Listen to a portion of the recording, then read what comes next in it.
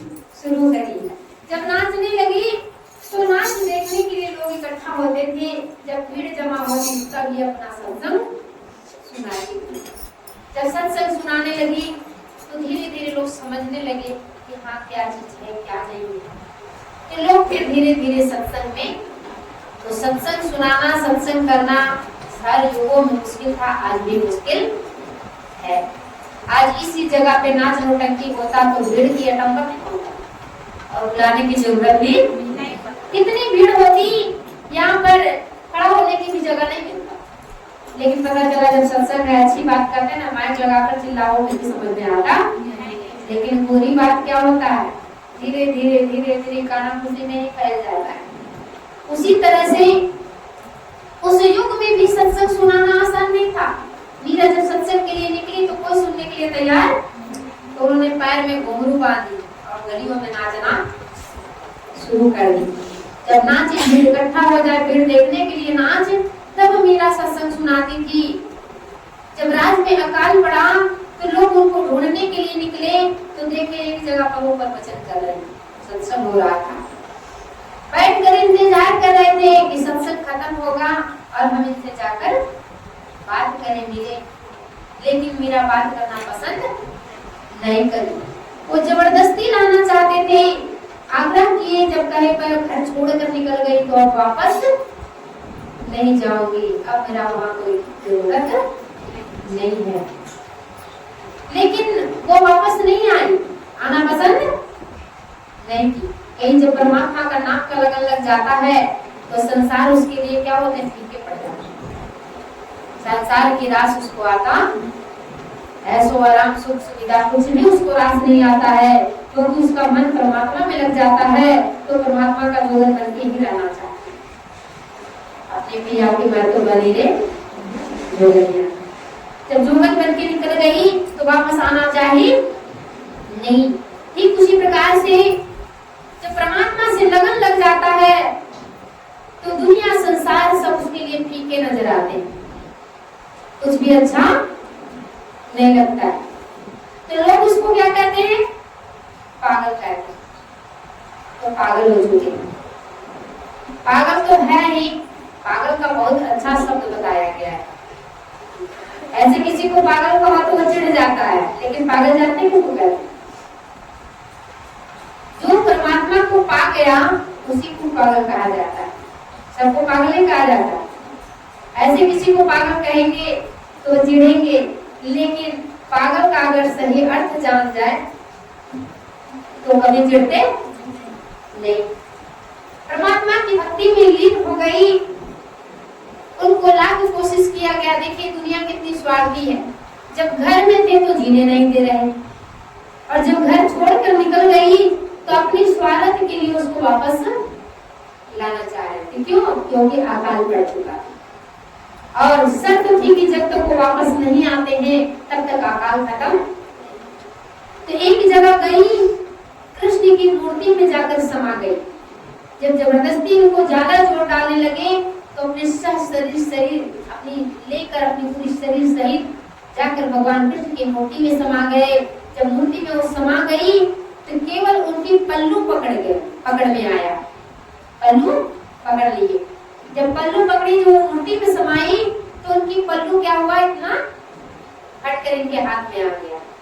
पल्लू हटकर इनके हाथ में आया, उसी पल्लू को लाकर अपने राज में जब रखी तब जाकर उनके राज का अकाल खत्म हुआ। तो भगवान की भक्त कहते, भगवान के भक्त के पास बहुत बड़ी शक्ति होती है और उनके साथ हमेशा हरदम भगवान साथ रहते। वो बेशक हमें दिखाई देते, अदृश्य रहते हैं, हमको दिखाई नहीं देते हैं, लेकिन जब कहीं हमें मदद की जरूरत पड़ता है तो वह परमात्मा आकर किसी न किसी रूप में हमारी मदद करके चले जाते हैं और उनको पता भी चलता। जो भगवान की भक्त होते हैं वो तो अनुभव कर जाते हैं, लेकिन जो अनुभव भगवान की भक्त पर यानी भगवान का जिसको विश्वास नहीं होता है वो कभी भगवान का विश्वास करते नहीं। जब भी भगवान भक्तों की जरूरत पड़ा है, जब भी भक्त को किसी न किसी जरूरत की पड़ी, जब भी कोई कष्ट आता है तो भगवान स्वयं वहां पर पधारते हैं किसी न किसी रूप धारण करके और उनकी मदद करके चले जाते। सूरदास जी भगवान की भक्त थे। आज लोग कहते हैं भगवान के दर्शन करने के लिए तो आंखों की जरूरत है, लेकिन आप गा रहे हैं तुम हो एक गोचर सबके प्राणपति। अगोचर का मतलब नहीं आंखों से दिखाई देते। सूरदास जी को भी भगवान का दर्शन होता था। सूरदास का मतलब क्या होता है?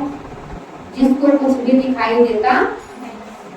अब सोचिए जिसको कुछ भी दिखाई नहीं दे रहा है वो कौन सी आंख से भगवान का दर्शन करते थे? और मन की आंखों से भगवान के दर्शन करते थे, उनको भगवान का दर्शन होता था। एक दिन सूरदास जी रास्ता में जा रहे थे, रास्ता उनको दिखाई नहीं देता और भगवान का दर्शन होता, तो गलत रास्ता पकड़ लिए। भगवान बैठकर देख रहे थे तो जो सूरदास है ये तो गलत रास्ता पकड़ लिया, आगे खाई है, खाई में गिर जाएगा। तो भगवान स्वयं चलकर आए उनकी मदद करने के लिए। इतिहास आता है जब भगवान स्वयं चलकर आए तो भगवान ने सूरदास के हाथ पकड़े, बोले सूरदास इधर नहीं तुमको इधर जाना। तो जो भगवान ने हाथ पकड़ा सूरदास की, तो सूरदास को थोड़ा कुछ अनुभव हुआ। वो सोचने लगे कि आवाज तो कोई जेंट्स का है, पुरुष का है, लेकिन हाथ बड़ा कोमल है। और पुरुष का हाथ इतना कोमल हो सकता? जैसे होता है ना महिलाएं के हाथ और पुरुष का हाथ में फर्क हो जाता है। महिलाएं के हाथ कोमल होती है और पुरुषों का हाथ कड़क होता है। उन्होंने कहा आवाज तो पुरुषों का है, लेकिन जो हाथ पकड़ रखा है ये हाथ तो बड़ा कोमल है, मुलायम है, कि ये कोई दूसरा कोई हो सकता हो ना हो, मेरे प्रभु ही आए हो मुझे मदद करने के लिए। जब ये बात मन में उनके आए तो सूरदास जी क्या किए कि अपना हाथ छुड़ाकर उल्टा भगवान के हाथ पकड़ लेते। जब उनका हाथ पकड़े तो भगवान को लगा कि ये लगता है समझ गया, मेरे को पहचान गया, बस वो अपनी बांह छुड़ाकर चल दिए। सूरदास से अपना हाथ छुड़ाते हैं और वहां से निकल जाते हैं। जब चल दिए तो सूरदास जी वहां चैलेंज करते हैं, कहते हैं ना कि भक्त के बस में भगवान होते हैं, भगत के बस में है भगवान। सूरदास जी चैलेंज करते हैं, कहते हैं बांह छुड़ाए जात हो, बांह छुड़ाए जात हो, हृदय से अगर जाओ निर्मल जान के हो, हृदय से अगर जाओ तो मर्द बखानो। तो कहिए प्रभु बांह छुड़ाकर हमारे जा रहे हो क्योंकि मैं निर्बल हूँ, मैं आपको पकड़ सकता।